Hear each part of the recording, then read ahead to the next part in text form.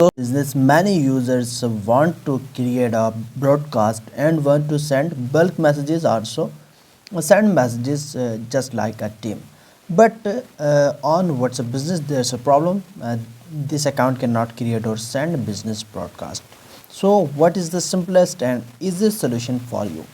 Actually, you all guys know that on WhatsApp Business, the broadcast feature is not still available to all countries.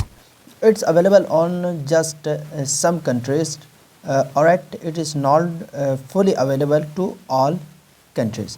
So if you want to fix it simply, then I suggest you a simple method, and you can send broadcast messages easily.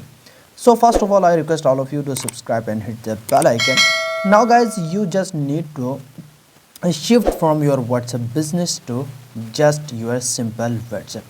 Alright, if you want to send messages on a broadcast, but on your WhatsApp Business there's a problem, this account cannot create or send business broadcast, then this is the simplest solution. If it is necessary for you to send business broadcast messages, then you just need to shift to your simple WhatsApp, public WhatsApp. Alright, here's the option broadcast list. Then you can create and send unlimited broadcast messages, whatever you want.